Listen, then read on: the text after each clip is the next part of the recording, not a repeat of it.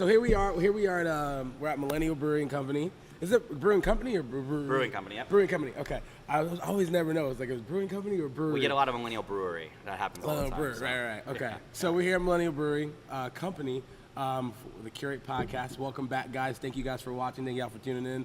Yes, we are here with a couple special people, cool people. But first, before we introduce our guest, I'm going to introduce our new co-host, because last episode you saw him at the barbershop and you probably like, who is this guy who's being belligerently drunk? No, I'm playing. You gotta try me right here.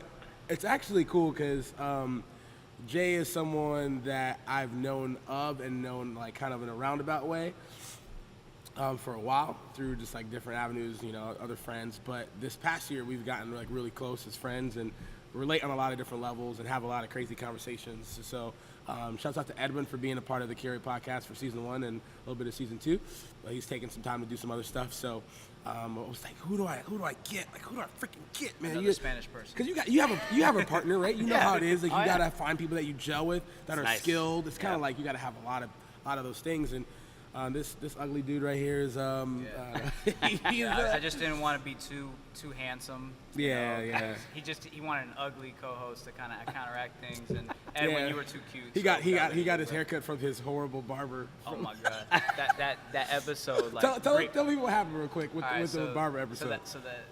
So first and foremost, so like any podcast, we kind of start the conversation early. Yeah. And so I was talking really highly about my barber for like 15 minutes. Yeah. Right? So I was like, oh, good. I might even get a free cut out of this. I was like super hyped about it, right? So, but to negate it, like I was like, man, I'm like too much on, like, I was too much on his dick. Let's just put it that way, man. So I felt like, man, I gotta just add some spice to this. Yeah. So let me just punch in there and say, he's not perfect though. He like fucks up my cut everywhere. So this guy cuts the end. So it got cut out. I cut the beginning, so it looks like he just came in like, yeah, he kind of sucks sometimes, but yeah. So my barber gets roasted in the barbershop. I overhear from another barber like, yeah, they played in and they were saying, oh yeah, you fucked up his hair, and I'm like. So today I went in there. So today was the day of reckoning. Your hair does kind of look messed up today. Oh you kind of purposely. Anyway, so let's cut this shit short. Gene, you are a legend. You're a legend, Gene. All right, 15 years. No three mincing different words barbers. now. After the fact. Yeah. And I'm sorry I didn't pay you. I actually walked out, didn't pay him. Damn. He's one of those guys. So no, I was an accident. I was kind of talking. Anyways, let me get your payment for the beer, man. So Jay is the new co-host of the Curate Podcast, and Melissa will jump in whenever she can. Again, this is something that we do on our free time, and it's something that's kind of hard to always get together for. So Melissa will be back, and we'll have some other co-hosts and friends come in. But just talking about the podcast in general, I want to shout out our sponsors. First one is Narrative Coffee. They're killing it. Thank you guys for sponsoring the podcast. They're actually gonna send us some coffee today. Caleb's kind of like, we're getting ready to like launch his whole like little brewing place for his roastery place. So Narrative Coffee, make sure you go Narrative Coffee Roasters on Instagram, Facebook, and their website as well. Great coffee.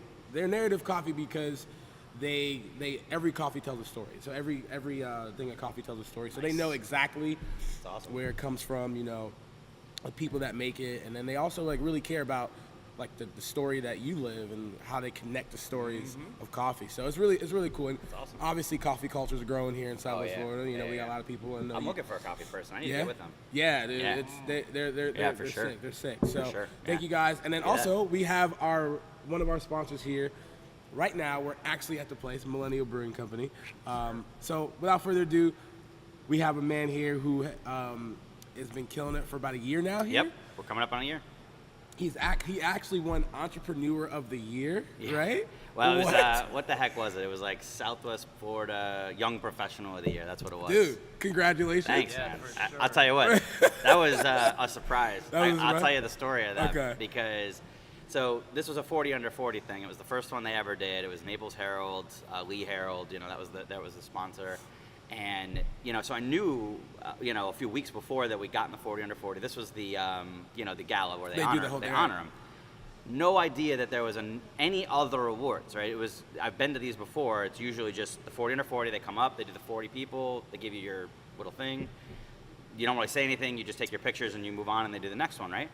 So we're doing this thing, and they're doing the 40, and then afterwards they get up and like, okay, and we have a special thing that we're doing, and we're gonna honor the Southwest Florida Young Professional of the Year, this person, blah blah blah blah, and I'm all like, okay, and then they go, we'd like to honor Kyle Cebull, and I'm like, totally totally caught off guard, you know what I mean? Like I'm the type of person, I sit in things like this.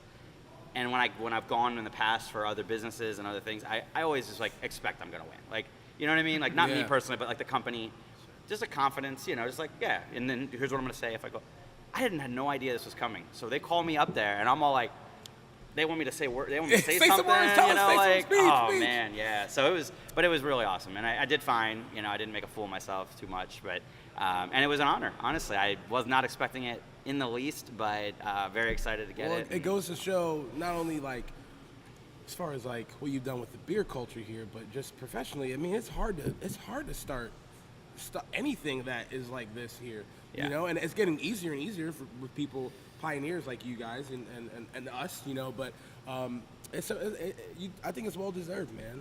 Thank you. Yeah, and it's interesting because I've been a professional.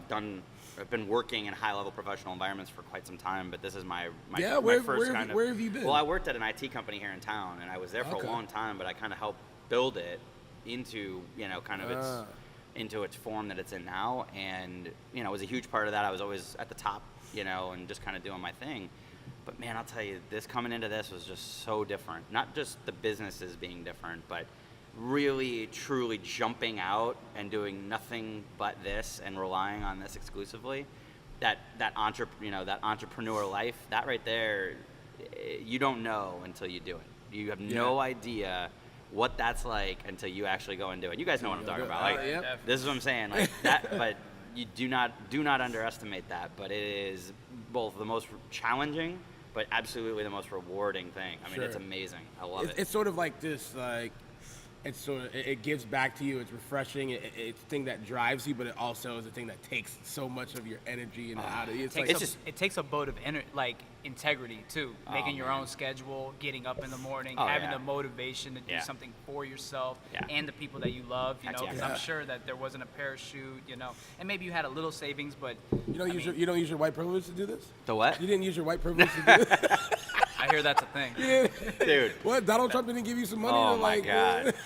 I don't even know what that is. Yeah. Right, fair enough. I'm playing, bro. And they don't care. They don't care. Nobody cares. No one cares, man. People walk in here, they don't know anything about that. Exactly. They're here to have a good time. So. Absolutely, man. Yep. So, kind of go into some of the origins, obviously coming out of some IT stuff and a professional, space. What made you want to, what was, the first inception of the brewery thing for you guys? So, I've always loved beer. I mean, I loved it before the craft beer movement really started in Southwest Florida. Even when you were a little kid? Yeah, oh yeah. 7 years old. I think I had my first beer. My dad handed me my first bluegill. But no.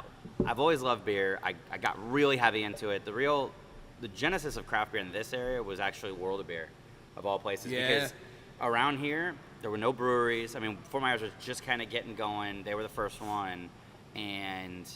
World of Beer World of Beer was the first introduction that people could go in and have a lot of options. And so me and my friends got really into it. We went there every Tuesday. We were in the loyalty club. Oh, you were named with your name on the freaking 500, 1,000.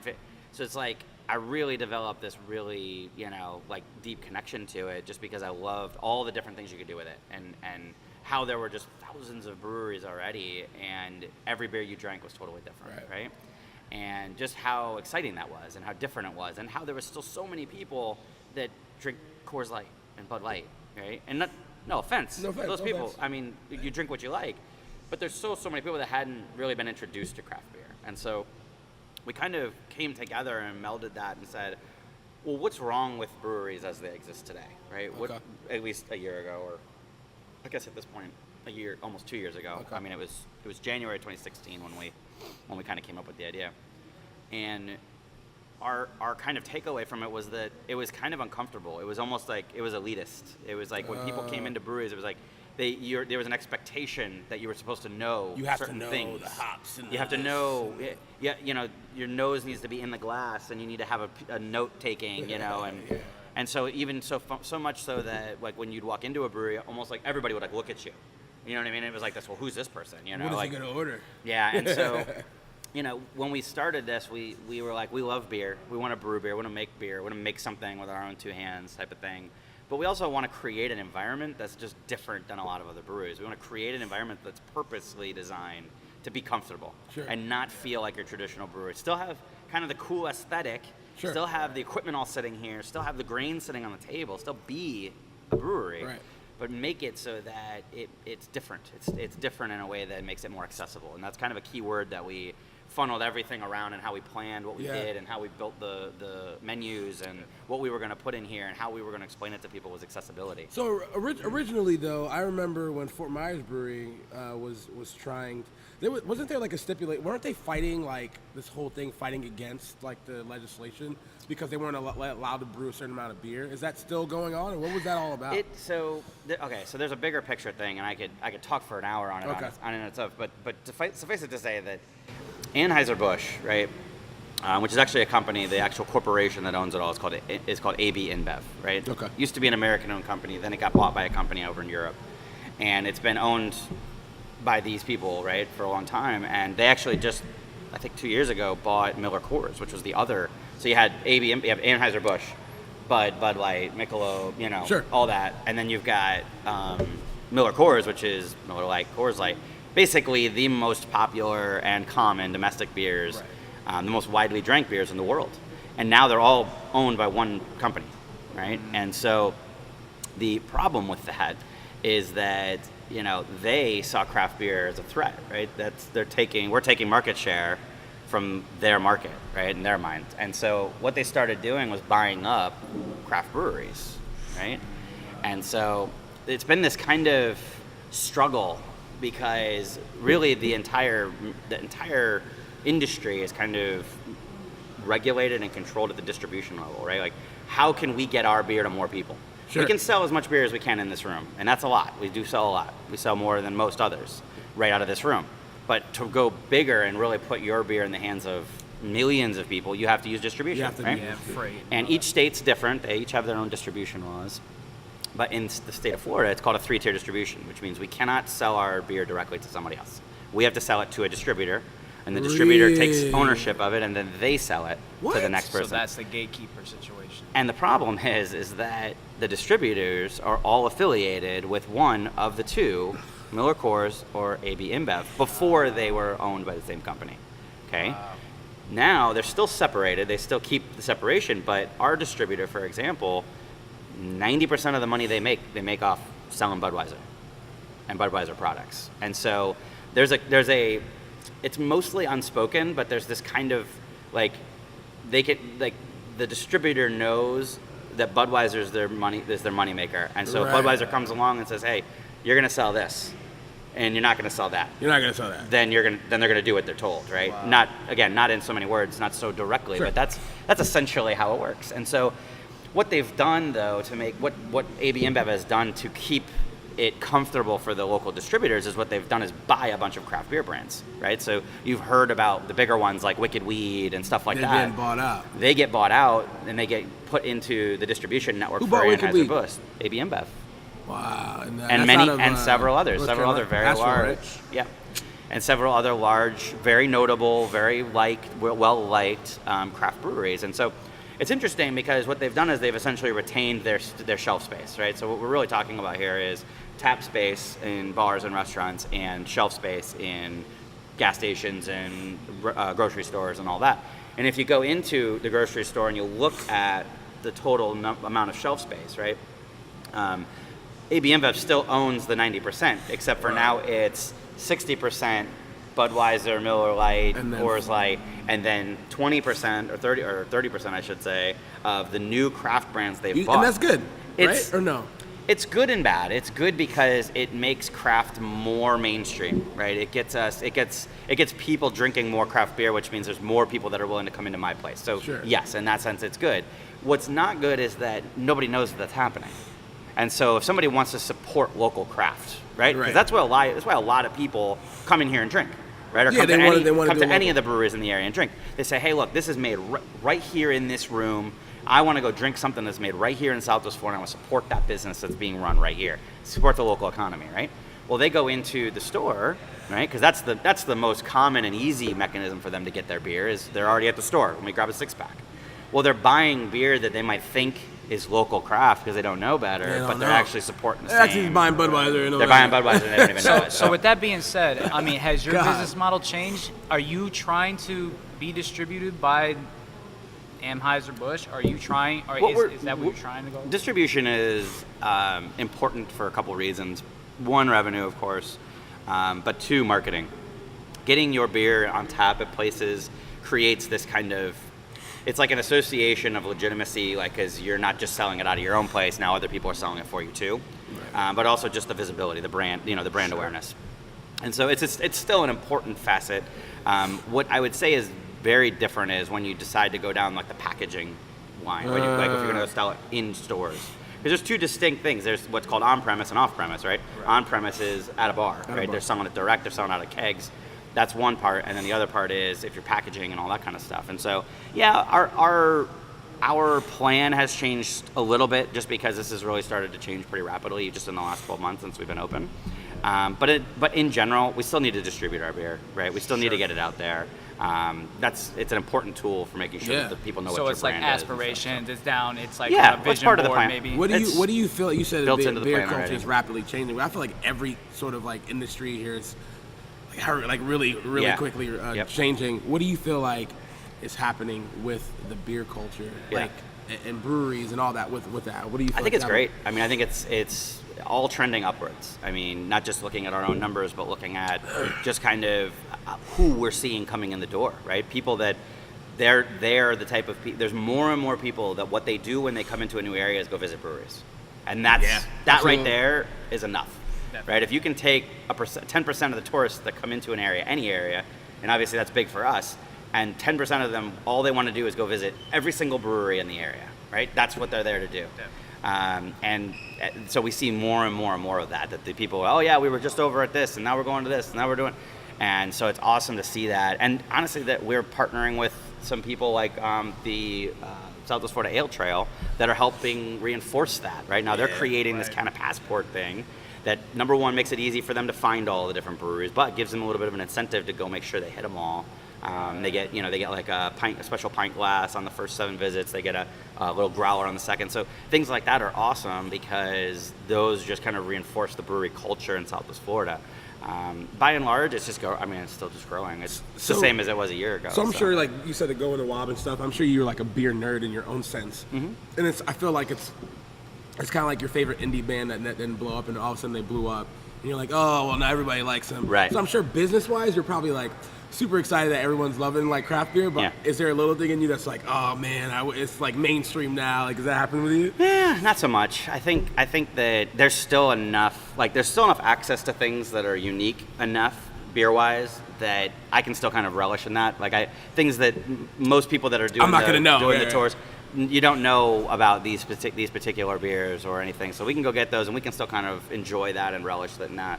And like I said from the beginning, we wanted our brewery to be accessible. So we never wanted it to be like a club that nobody was a part of. And in fact, we went so far as to create the membership program so that anybody could be part of the club. Literally anybody. They can just say, I want to be part of the club. Boom, you're in the club. And you've got a special growler. You've got your own stuff. And they come in and they feel excited about that. I mean, when our members walk in, they walk in with a swag, man. They come in, they're excited. They got their growler in hand. Everybody's looking like, what's that? They like that stuff. And so we achieved our goal, and now that we've kind of created that environment, now it's about what are we doing next? What's our growth plan? And how are we just going to continually innovate? I mean, that's accessibility and innovation were kind of our 2 key words when we started the whole damn thing, and we just keep referring back to that. Right? Just keep referring. Just how can we make sure that what we're doing is accessible to as many different people, and ideally people that don't typically come to breweries. How do we draw them in and show them what this is all about? And then innovation is like, well, what are we going to do that's different? What are we going to do that's new? What are we going to brew? How are we going to change up our signage, our the way that we're doing events? Or you guys have some good marketing, man. Yeah, thank you. Yeah, and some great events. Like I mean, you guys. I mean, every day of the week I could be here doing something different. Yeah. Like what other new things are you excited about? Oh, dude, I've got some awesome stuff coming up, like really awesome stuff. I'm super excited, and honestly, that's what keeps me going. You know, like we talked about, like doing things that you're passionate about and that you're excited about. We've got some awesome events coming up. We've got our anniversary party at the end of December. Okay. That's going to be huge. Actually, we've got a cool event coming up next week or the week after, the 12th. And it's a pet Christmas party. So people are going to dress their pets up and bring them up in here. And we're going to have like photographers and we're bringing in these pet drink. They make pet beer. So we're bringing in like dog beer and all that stuff, so that's cool. But the anniversary party is at the end of the month. That's going to be a blowout. I mean, it's going to be like a music festival. We're going to have like 6 bands over 2 days. It's going to be this entire parking lot, food trucks all over the place. Like, that's going to be awesome. In January, I've got a band and a fire performer that's coming out. Oh, damn. That she's going to do this, like, that crazy fire, like, twirling stuff, like, throwing it all up in the air and stuff. It seems like with breweries that you guys are, because we do a lot of shows and a lot of events, and I pretty much work with most of a lot of breweries and stuff, right? But it seems like because you guys don't serve food, and it seems like you guys have to, like, not have to, but it seems like you guys have the opportunity to add like all these different elements to like what you like food trucks, right? Yeah. Boom, events, markets. Like it seems like breweries are the hubs right now. Yeah. Are the hubs for a lot of like really great things. And that's what I've always referred to what we have here and what we do as we get the honor of being a conduit. I love that word. Wow. A conduit for anything, for everything, for artists who put their art on the wall, for artists who play music, right? We've done these showcases before, for artists who make food, and I get to have all different kinds of food, right? Just because I don't serve food, I get to have any type of food I want, any night of the week. Not just me, I'm saying I get to bring it for my customers, right? So I get to be a totally different type of restaurant every single night, freaking night. Yep. And so, and just, nonprofits, people, we've hosted over 40 nonprofit events here. Weddings, people that get to come get married and love the idea of getting married in a brewery. Just think of all of that passion, and every event that comes in here, every group that comes in here, they get to express their passion right here in this space. And I just feel like this is probably a little bit, philosophical, but this place absorbs it, right? And you feel it when you come in. It just feels different. It's not just a cool, big, open warehouse, right? It is a place where people get to express their passion, and that's been something that we've been just so excited about. It's just not something, like, we always had the idea for, like, let's make sure we host a lot of things, right? Let's do a lot of events. But it isn't until you've done a bunch of them and you feel it, and you can see it, and I look up there and I remember when the Kimberleys did their launch, dude. And it's just, I remember standing like there watching it, and all this red, and like them just like rocking it out, dude, and just like, and when Joey was out there doing his thing, he jumped up on the food truck, dude. The food truck sticking with the mic. I'll never forget that stuff. You know what I mean? And like, it's really cool. It's so much more than just a brewery or a bar or a business or any of that. It's like this. It's just this place. It's a conduit, man. It's a fucking conduit. Electricity flows through this place. It's awesome. Dude, speaking of events, hey Jason, come here real quick. Come here. Speaking of events, we're gonna put this out. This will be out next week. So, dude, we got an event coming up. Actually, it's one of our old guests from the first season, but we got a boy Jason Teeters right here. What's up, bro? What's up? Speaking of events, you have an event. You have an event coming up. What do you got going on here, bro? Tell us real quick. I'm doing a goal setting event. Kyle's been kind enough to let me use this beautiful space which you're in here checking out right now. The idea is that, like Kyle, like so many of us that start a business, it's hard for us to get on track. Yeah. And so I created a formula to sort of help people very simply figure out their goals, figure out what they're passionate about, what their purpose is, and then actually create steps that they can follow for 365 days to get them to that point. So it's not just like, I want to do this. This is it's really locking. I think when you have your purpose about what you're trying to achieve, then there's small adjustments you're going to make your whole entire life, but once you start moving that direction, it's easier to know what works for you and what doesn't. Right. And cut the clutter. And I think when you're doing something like opening up a brewery like this, there's a lot of stuff that Kyle had to go through to figure out how do I make something that means the most to me. And you see how he brought the family in. He's got a great family, and this whole location is all about family. And so when he does that, he brings the community together. He creates opportunities for food trucks, for us to really share what we're passionate about. And so I want to help more people get like us, right? Exactly. If we get more people like that, then the whole Southwest Florida is going to blow up. Entrepreneurs and businesses are all going to be successful. Dude, thanks, man. Thank you so much. I'm out. Wait, what day is it? What's December 13th. December 13th. 10 a.m. to 3 p.m. Check it out on Facebook. Check it out on my website, jetsetstate.com. Right. Come to the brewery. Check it out. Thanks, man. That's one of the cool things about you, bro. It seems like you collaborate with, like, not just like let people come in and do stuff. Yeah. But you collaborate. Like you're. Well, it's cool. I think it's a combination of just past connections that I'd made, just doing what we do. I mean, my wife and I have always been involved in a lot of stuff. And so between her connections and my connections, and then all the new connections we've made here, and people like that we met and, you know, forgot about, that just call you up, you know, hey, you remember when we did da-da-da-da? It's like, yeah, it's like, I want to do this. I'm like, let's do it, man. Like, and so, yeah, I think You've never been hesitant. Like, no. You've never been hesitant. I literally have never. I don't think I've ever said no.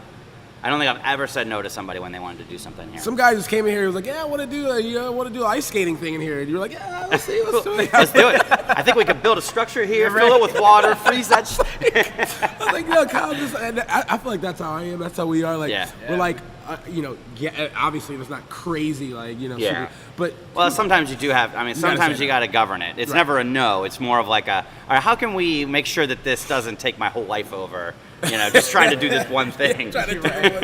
So, but no, man. I mean, we love. Like I said, cool. we love doing stuff. We love doing things here, and you know, that's good for business too, right? Getting the more people come in here and experience what we've built, and experience what's going on, and whatever event it is, whoever it is that's expressing their passion, the more people that come in and feel that, the better it is for us too. So, you know, it's a win-win, no question. Dude, so. What am I drinking right now? So this is the Alpine Explorer. We're all drinking that. The Alpine Explorer Pale Ale. Dude, we're gonna take a break, and I'm gonna grab some more. We need a refill. We're gonna take a break. All right, here we go. Okay, you gotta take care of it. All right, so let's talk beer a little bit, man. We have Millennial Brewing Company. I don't know too much about. I always just say, hey, man, give me a really good IPA. You know, I'm sure that's probably like a low level of knowledge, but I love IPAs, right? So tell us, like, the general brewing process of a beer. How does that work, man? So basically, what we're doing is we're taking this. This is the first and biggest ingredient besides water. Okay, this is grain. This is malted grain. So we buy this from different places. Just kind of depends on the grain we're buying. But basically, we take this and we break it up. Right? We break it up into we kind of smash it up. And what we're doing is we're breaking open those holes so that we can extract the sugar out of it.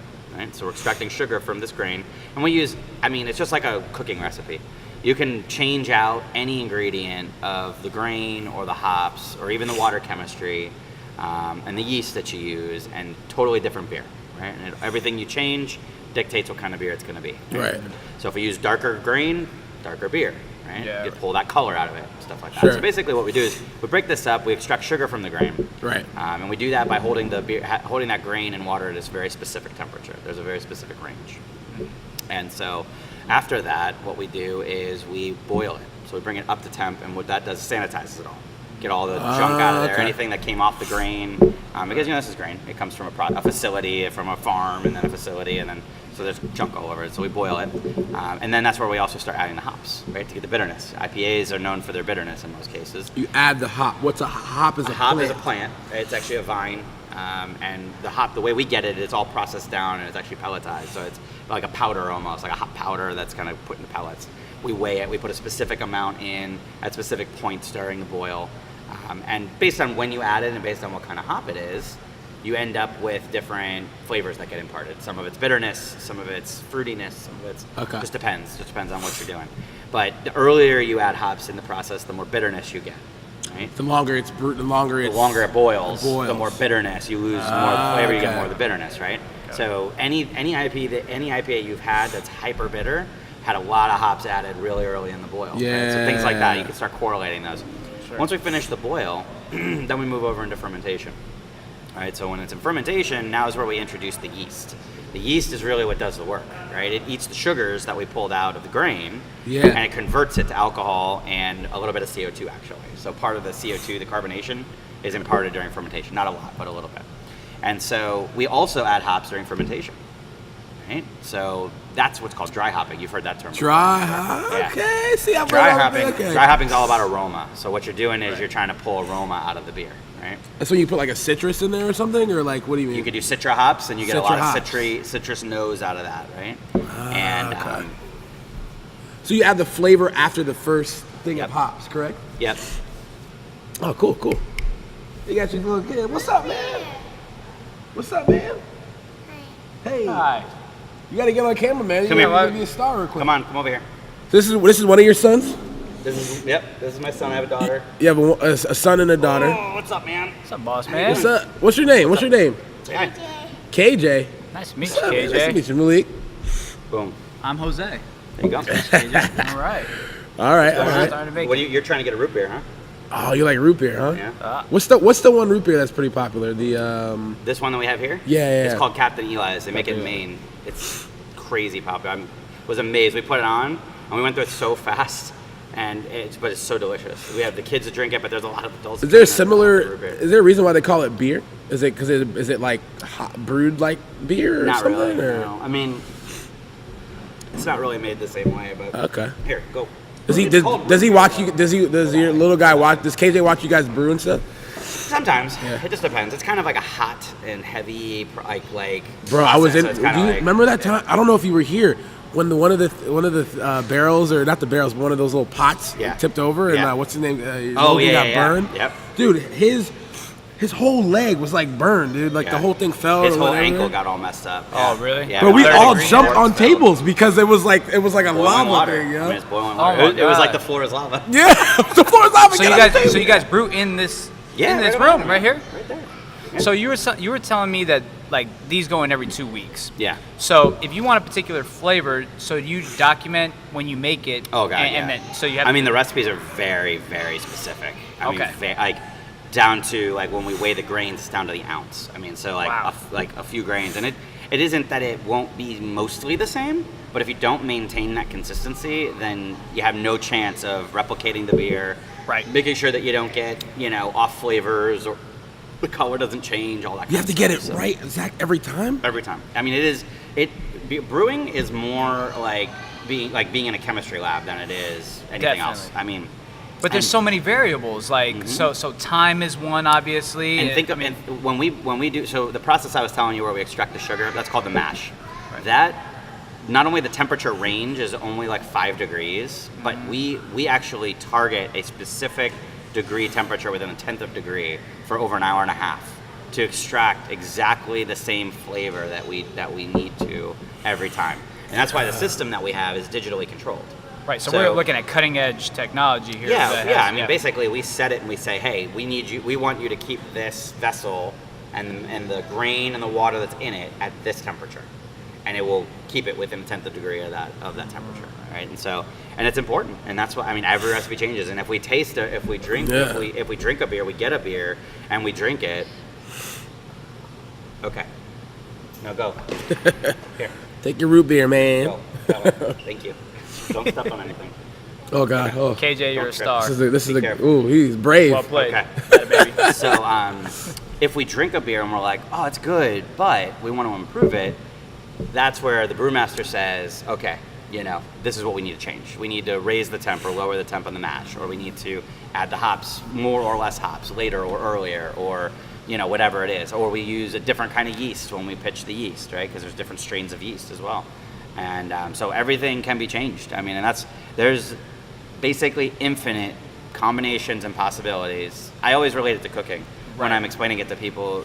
So when you just do- because it's easy to understand that, I mean, Yeah. you can have chicken Alfredo that you can have it 100 different ways because it's made 100 different ways. Right? It's still chicken Alfredo, but it's made 100 different ways. So when you do twerk it a little bit, when you change the ingredients, do you change the name at that point in time? Is that why your turnover is like that? Usually. Now, if it's a recipe that we like and we're making very small like refinements to it, then we might not necessarily change the name. We might just kind of say, okay, it's the same basic beer, we just tweaked it a little bit.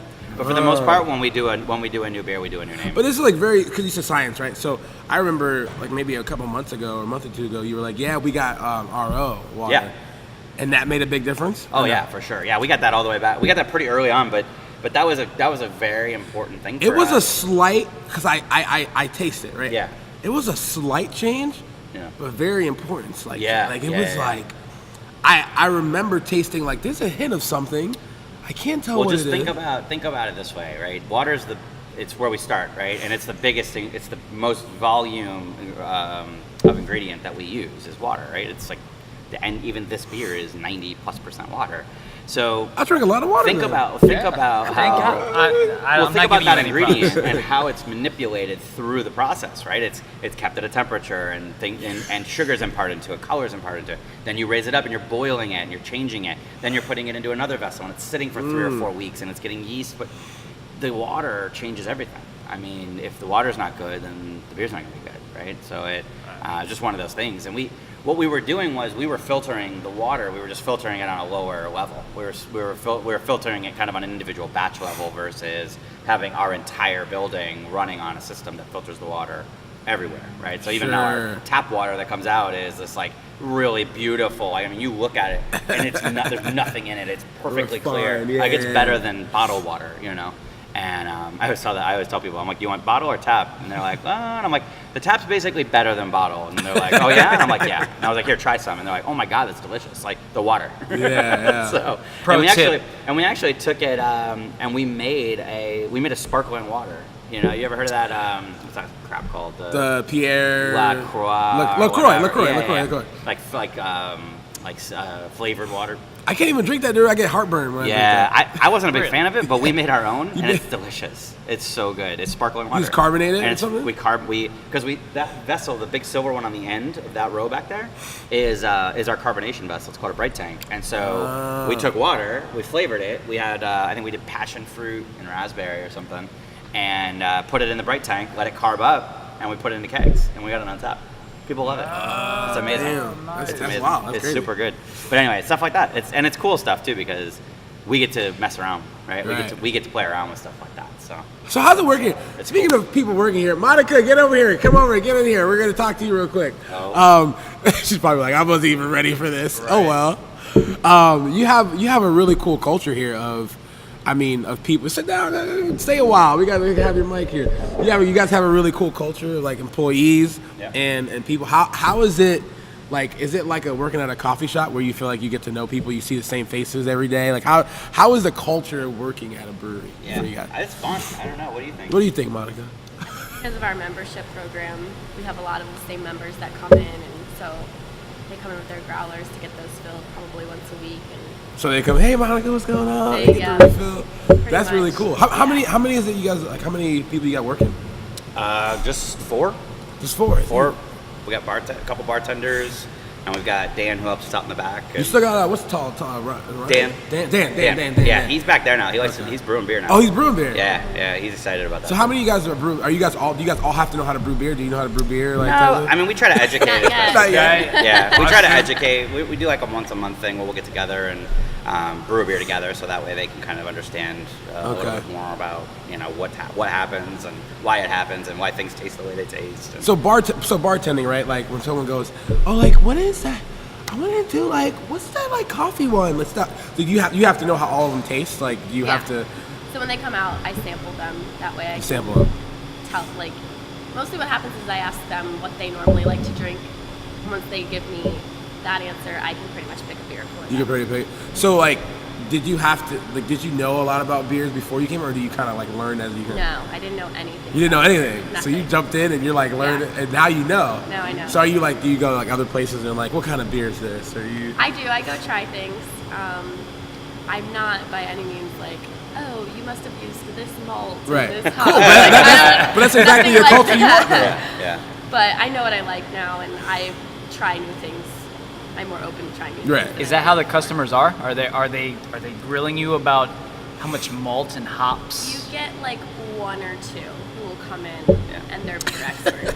You get the opposite though. Like, can I get a And Bud then- Light? Yeah. People will confidently 2 Bud Lights, and we're like, You just assumed we had it. You just assume you just assume it's like water. Like you just right.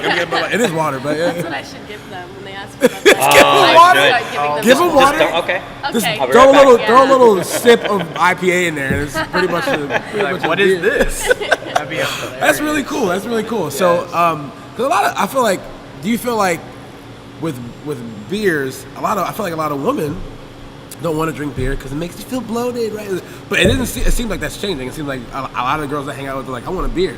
Do you rather drink a beer when you go out, or do you rather like drink a vodka water? Like what's like? I think it depends on what kind of night I'm trying to get into. Fair enough. That's very true. Like you can, I feel like because I was hanging out with girls the other day, and I'm like, y'all just drinking beers. Like back in the day, it didn't seem like that was the deal. Yeah. But, No, I'd say there's definitely a lot more women that are into it, and even women that come in that are like bringing their guy along, that are like the guy doesn't drink beer and she does, and so that's definitely new. I don't remember it being that way back when we spent a lot of time at World of Beer.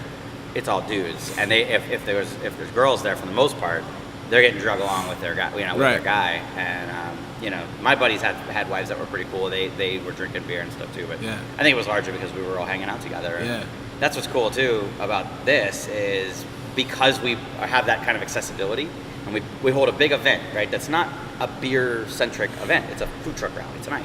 You want a food truck rally tonight?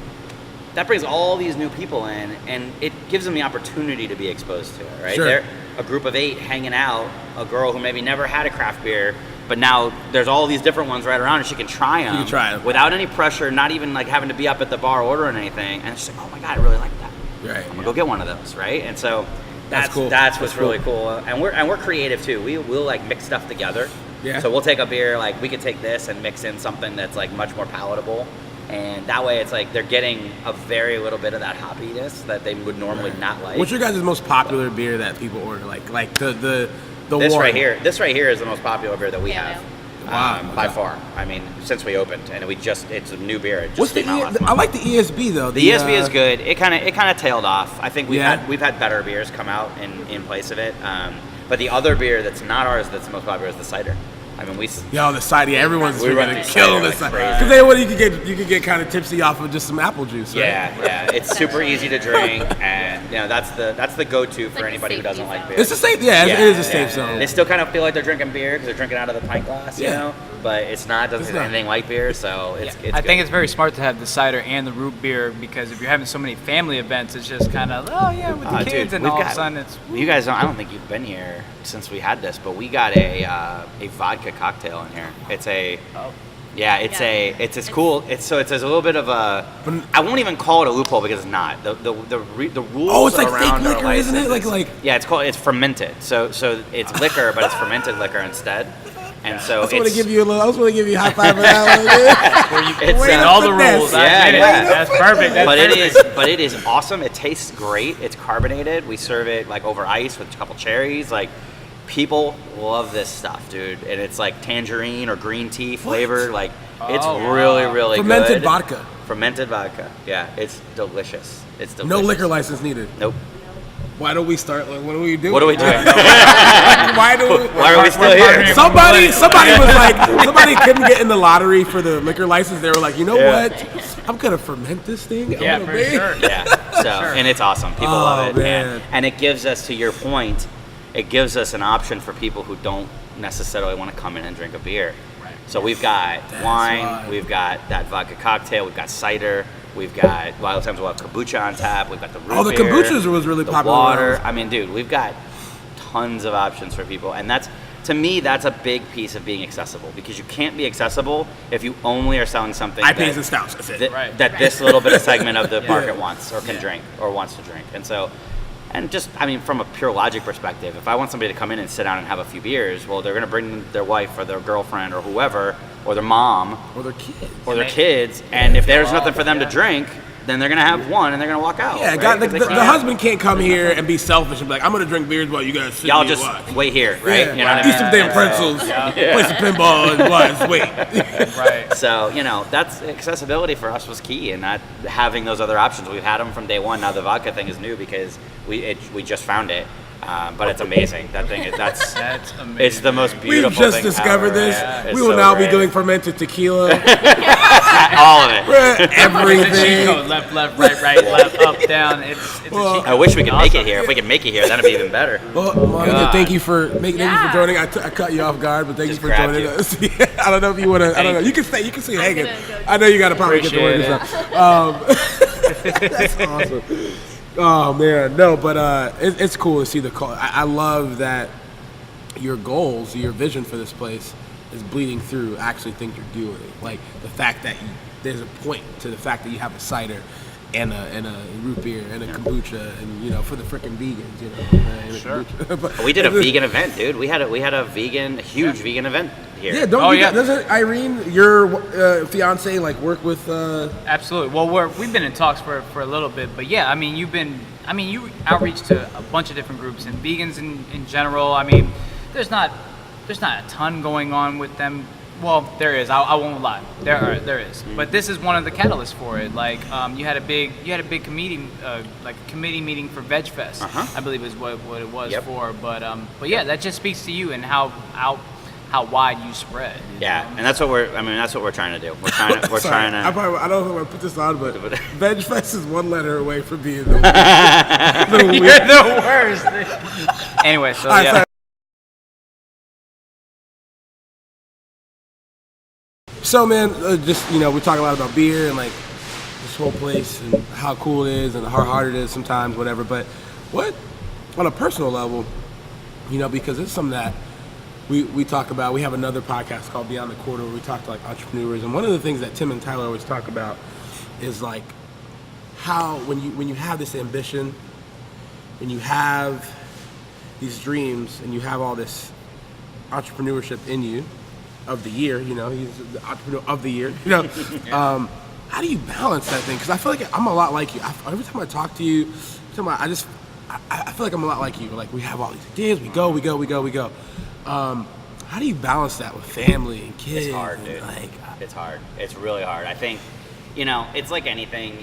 You gotta make sure that you have your priorities in line and that you devote the time where it's needed, where it belongs, to the things that are important. Right, and number one is family. I mean, number one's always got to be family. I mean, that's it, man. That's your core. That's home. That's my kids, my wife. Like, they got to be number one. And right there behind them, 1A/2 is right here is this place. And it's really hard sometimes, but I think it helps when you have a partner, a wife, a girlfriend, whoever it is, that is like on the same page, right? Like she's into your as wife much is, stuff as I am. She like seems like she's outworking you, bro. She's crazy, man. Like this is what I'm saying. Like she's as out there and doing as much stuff as I am, and so we've got this like nice you're a power couple, bro. We get it. Yeah, we get it. She's gonna need to do things when she needs to do things. I'm gonna need to do things when I'm gonna need to do things, and we're gonna go out. We're gonna go date nights. We're gonna be together when we can be together and enjoy that time. And we're gonna make sure we spend time with our kids. But the beautiful thing about two people going hard after different things, or even the same thing sometimes, is that you don't take it personal when you guys are both busy. Exactly. Because you get it. Exactly. You get each other. Yeah, it wouldn't work without that. I mean, it wouldn't work because it's hard enough even with that. Like with that being on the same page, it's still hard enough to just deal with having to be here so much. Having to do work outside of here, but for the brewery so much. And same thing with her. She's got to be places, but then there's plenty of work she has to do where she's not able to be, where we're not just hanging out, right? Like we're at home, but she's working and I'm working and stuff. So it's hard enough with two of us who are on the same page and get it and want to do it. But I couldn't imagine if you were killing it and she was like, well, if you were with somebody that was just kind of like I've been in relationships like that. I've been in relationships like like that, man, and it is daunting. For the person and for me. Yeah. I feel horrible. I'm always feel guilty, and then I come home or we hang out and you're like, and you hang out for a couple hours, and I gotta all go. they want is you Yeah, on your presence. Exactly. Like, you know, like, don't Yeah. you care about anything? Can you Yeah. go? Right, Can you go? right, Like, yeah. you know, and like It's hard. I'm gonna be here, but Yeah. I mean, there has to be more. There has to be goals. Yeah. You know, so Yeah. it's And good that you have yeah, something. yeah. And not everybody has that. Not everybody is programmed that way, right? Right. Not everybody thinks like we think, where it's like, well, but I have these goals, like I have this stuff I want to do, like these things I want to accomplish. Right. This, you know, Right. I'm trying to get somewhere. I'm trying to do, and that to me is like, it drives me, dude. Like I don't have to motivate myself to get up in the morning. Like I wake up and I'm like, all right, I got shit to do today, go and this time. is what I want to do, Go and this time. is how I got to get there, and this is all this. It doesn't bother me one bit. I'll wake up when I need to wake up. I'll go to sleep as late as I need to. you go ever to sleep. sleep in here? You ever sleep here? It's happened. It's happened before, but you know, I try to minimize that. I try to get home. A lot, we do. I'll tell you, when we were building this place, there were a lot of late ass nights. I've heard you dude. guys have told me Oh, stories my about God. I mean, we were still working 9 to 5s. and That so- wall must have been hell. Dude, I actually just Period. pulled up the pictures from this project.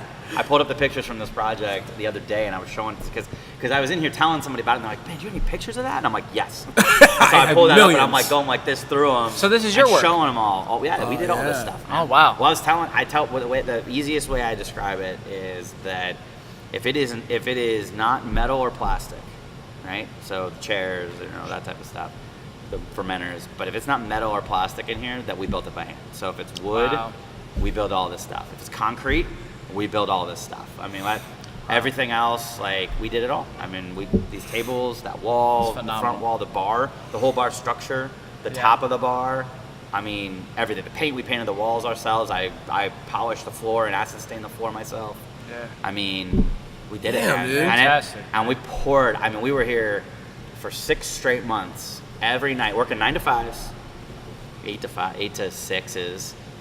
We go home, we get the kids fed, get the chill out with the wife a little bit. We would get the kids to bed, 8, 9 o'clock every night. We were Wow. back over here, 6 days a week, and we'd work till 1 or 2 in the morning. And this was Incredible. life, man. And we'd get up again at 6 the next morning and do it again. So that's how we built it. I mean, that's how we did it. And It takes a bigger picture to see that, you know, because Yeah. 6 months coming in here in an empty place and being like, yeah. you know, that's hard on the wife. That's Yeah. hard on And it was- everybody around you. It I was bet. fun. Like I'll tell you, that was probably some of the most fun we had. Was like demo's always fun. Yeah. Sure. But even Oh, yeah. but even just like being able to see it come together, right? Like this wall, man. This wall. I tried to take. We did it over like 3 or 4 nights, so I couldn't get a really good time lapse of it. I got a good time lapse of us painting this wall. And it was like huge. I mean, we had these long ass poles. We were up on a ladder, like, and it's cool because it's like pieced together as it goes across. But you know, this wall is like one of the most cool parts about this place because you know this wood, right? That wood right there, same wood on the front of the bar, same wood Same on these wood here. tabletops. Okay. The front there, the trim, all the trim. That wood was in this building for 40 years.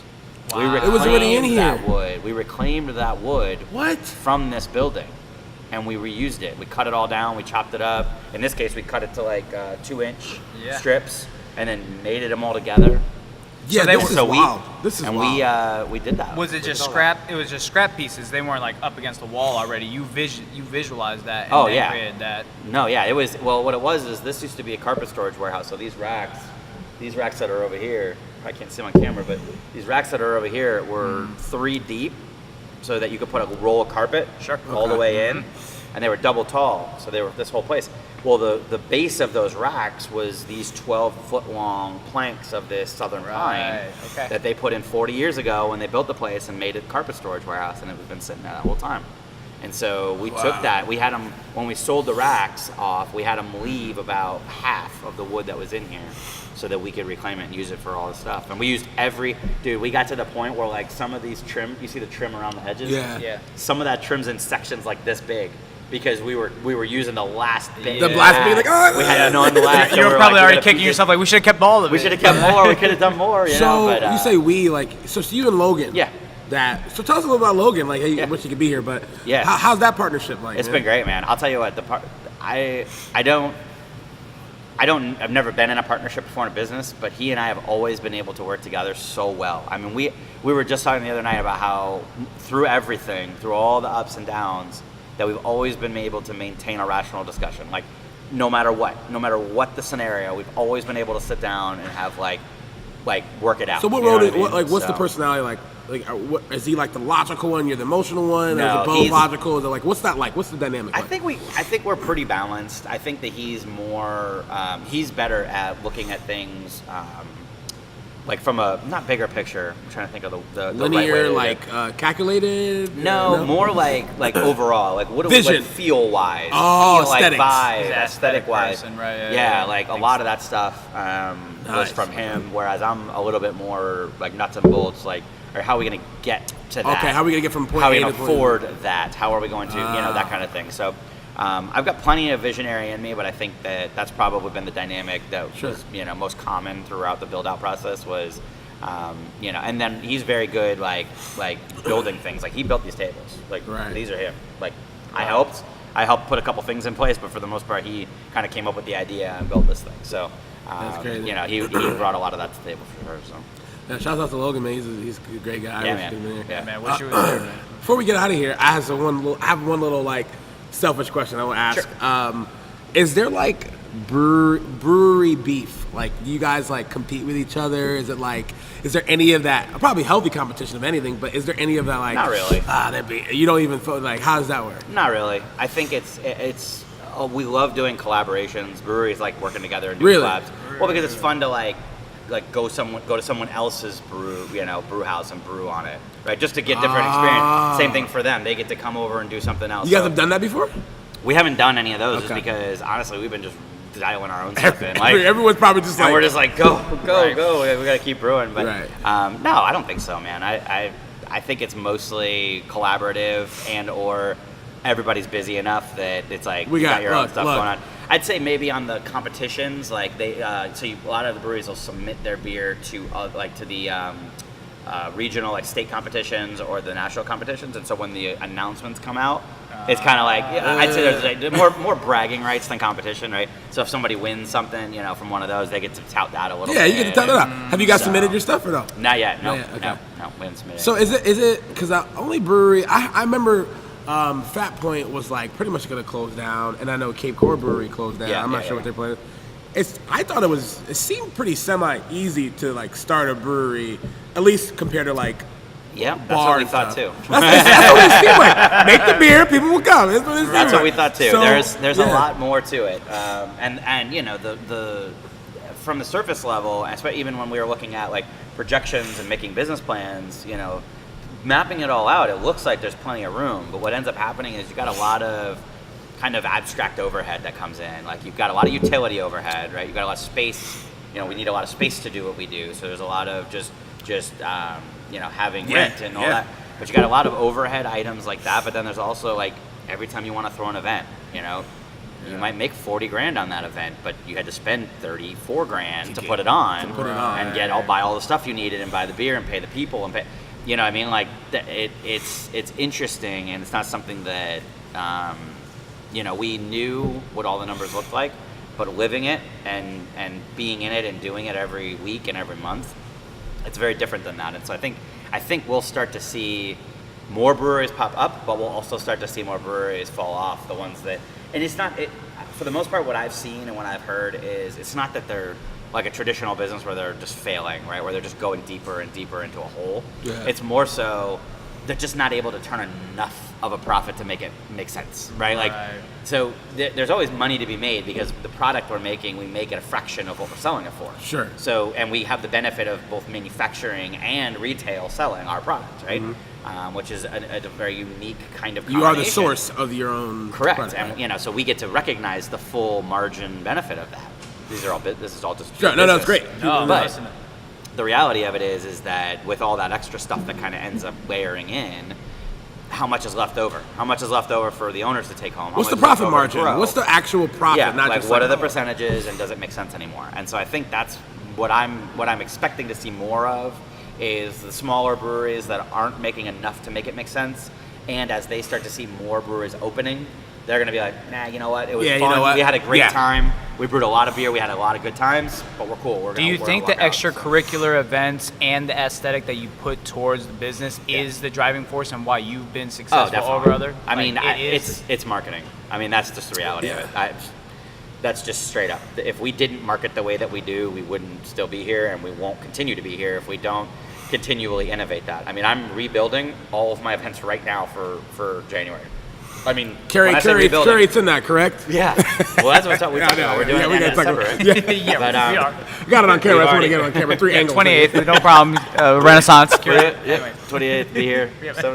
9 p.m. Yeah, buy beer. So, buy beer.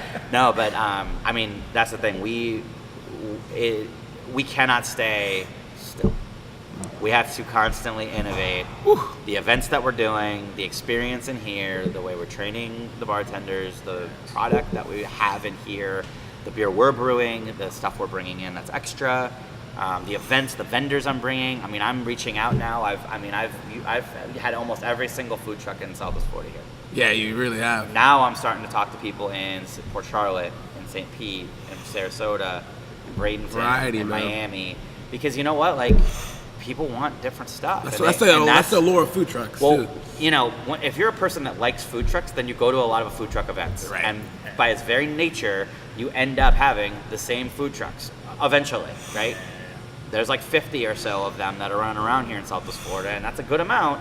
But if you're the type of person that likes to go to a brewery every 50's Friday, in 1 month. You want to go to you're going to go to Fort Myers Brewing on Thursday for their rally, and then you're going to come here Friday for our rally. Well, you just got exposed to 10 trucks in 2 nights. Right. It doesn't take long to get through that cycle, and so that's the type of thing that we're always cognizant of. Like, what could we do better? I was in the military, right? I was in the Marine Corps, and we could tell. I think honestly, it's what every single thing that I do, I look at it and I go, we could have done this better. Even the most successful events we've had, right? We had Oktoberfest. We had 6,000 people here over 4 days. It was amazing, and I left that being like, it was fun. But what are we going to do better? The next thing. What are we going to do better? Yeah. Next event we do, what are we going to do better? The next Oktoberfest we do, what are we going to do better? Biggest Fridays we ever had were right after the hurricane, right? Awesome time, great money, great events, lots of fun, lots of people. I come out of that and I'm like, okay, we did X. Maybe we could have done Y. Why didn't we do that? Why didn't we do more? And so, I don't know, I just don't. So you're never content. That's what it is. That's just how I'm programmed. For people like us, I think I got programmed that way. We got to learn to celebrate. I love it. Oh, yeah. No. We got. That's why I like that. For a second. It's like football. You can be grateful. Hey, get back on the field. Yeah, You're just grateful in the morning, and then it's back till more. You win the championship this year. I still enjoy it. I still have a great time doing it. During the events, we have an amazing time. But I am always looking at it, every single thing, and every week that goes by, and we have an event that we do on a weekly basis. I'm like, how can we improve this? How can we make it better? How can we get more people here? Whatever it is. And so we're always. That's why when you say you guys have really good marketing, what it means is you see it. You see that innovation and that progression, and you can tell that we're trying and we're changing. Definitely. November we did a different nonprofit every Friday, right? We did a new. Veteran-centric nonprofit we highlighted every Friday. And we had it here. We donated a portion of the proceeds. We had people here from the organization. It's like, we just constant. It is just constant. And it's Amber and I, it's my wife and I. We're just always thinking. And we're taking ideas. Monica's a big part of that. She's always like, well, maybe we could try this, or maybe we could do that. Or I heard somebody, one of our customers said, it'd be really cool if we did this or that. And it's like, let's do it. Like, same thing what you were just saying. I've never heard, like, every time somebody comes in, I say no. I'm like, yeah, every time we have a new idea, I'm like, let's do it. Let's try it. Right? Yeah. So, it takes a big person to be like that, because, you could be, I'm the entrepreneur of the year. Yeah. Like, why would I listen to anybody else anymore? You know what I'm saying? But that's great. And I think that's why you're so successful in this business, is because you're willing to say yes. Maybe yes, right. But yes. You know what I'm saying? So and that's a big tool. Yeah, it really is. Awesome. Yeah. Try to reduce, and to Jason's point, I try to reduce the noise, honestly. As best I can. I try not to take on things that are going to be too much. That are going to just eat away at, like, all my time's going to go to something that's like, well, why am I doing this? You know what I mean? Why am I doing this? I want to help. I want to make sure I'm being a place that people can come do what they do. And I try to make sure that some of the responsibility is on them, right? If a nonprofit wants to come in and hold an event, dude, I got an awesome space for you. I can serve drinks to you. I can have stuff up on the TVs and video and all that. I can't set up your sound. But you got to go. But you got to make sure that you bring your stuff and bring your people. You need to make sure that you market it to your base, to the and all that kind of stuff. So many breweries charge for tours. Yeah. That's like part of their revenue stream is charging for tours, and I'm like, you know what? I built, if I wanted to charge for tours, I'd put a wall up and I would have blocked Yeah, off you my would have stuff, been like. and I would have made it. I would have made it something that people had to pay to get to. I built this place specifically so that anybody can see what we're doing. They can go walk back over there if they want to. Right. If we're brewing, come ask questions. And so for the same thing with the tours. If somebody wants a tour, I get calls all the time. You guys do tours? Yeah, definitely. How much are they? Nothing. Oh, really? That's awesome. Yes. Wow. Come on in. We'll talk. We'll spend as much time as you want to spend. We'll bring you over and do a sampling. Like, just because, I don't know, like, that's the right thing to do, dude. Yeah. Like, if I can't say I'm trying to build a place that's accessible And then it's not. charge It's literally you not accessible. to learn about it. Right. Legitimately not accessible. It's like, No trespassing, You can have right? this, but you have to pay for it. Like, Yeah, no, yeah. it's BS, man. Yeah. So, Hey, man, so, we try to do it the right way. So, Dude, so Kyle, man, thank you for being here. Before we get out of here, is there anything that you want the people to know about Millennial, yourself, or anything you got coming up? Or just like, what do you want people to know, man? what I want people to know is, like, look out for what we're doing here coming up in the next 12 months, because we're going to be expanding the membership program. We're going to be doing more with it. You're going to start seeing more about that. Memberships are awesome. They're like a kind of monthly subscription for beer. You know, you pay us at the beginning of the month, you come in and get your growlers filled, you get free pints, you get discounts off the beer. That's it. It's that simple. Like, if you like craft beer, the membership's a no-brainer. I mean, it's significantly cheaper to get growlers and get pints and drink here when you're a member, and it's amazing. And the other thing is just our awesome events, too. Like, you guys were talking about the events. We've got some super cool stuff coming up. The anniversary party is going to be incredible. What day's the anniversary crazy. party? It's 29th and 30th. It's 2 days after yours. Hey, so Just we roll got right the into it. Curate Music Showcase, the Renaissance. We're calling it. And then the next 28th. night we've got The next 2 night. bands on Friday, and we've got 4 planned up for Bro, Saturday. it's a festival It's gonna pretty be much. So crazy. 3-day festival pretty much going on at Millennial that exactly. weekend. For sure. So, and then we're We're planning out an event. We're planning a really cool event for February. That's going to be like, you guys ever been to Epcot? You ever been to Food and Wine Festival? Oh, heck yeah. We're basically going to put on a Food and Wine Festival, but for food, wine, and beer. Yeah. Right here, right out front here in the street. go. We're going to bring in 20 different restaurants from different regions. We're going to pair wines up with them. We're going to pair beers up with them. And we're going to turn this thing into like a mini Epcot, like food, drinking, drink around the world, passports, stamp. Like, we're going to do the whole thing. And we're going to do that in February. So that's going to be our next, like, really, like, off the wall. Nobody's ever done anything like that around here. No. There's all these taste events, but this is going to be totally different, man. This Yeah. is going to be, like, very careful. Like, you're going to want to come try every single one of these, and Sure. you're going to want to pair them up, and you're going to want to, like, so it's going to be really fun. So. Oh, dude, I'm excited. I'm excited for Yeah, everything. I am. Excited for the show 28th. Excited for anything we do in the future, man. Yeah, I know me I too. love working with You you. guys are man. always welcome. Absolutely. Interview man. me or somebody else here, Yeah. whatever you want. Thank you for sponsoring our podcast too, Sure. with all of the great beer and Yeah, man. appreciate you, man. Happy Dude, to. thank you, man. Thanks, dude. You got Appreciate it. the tonight. You got the Food truck rally. Food truck rally. Yep, So right every here. Friday night, go Yep. check it out. That's It'll be right. cool. Thank you guys for listening. We'll be back next week or 2 weeks. I don't know when, with another episode of the Curate Podcast. Thank you guys for listening. We appreciate you. Make sure you like, comment, subscribe, and go check out Millennial Brewing Company, all that good stuff. We love y'all. Peace out. Peace. Peace. Yeah.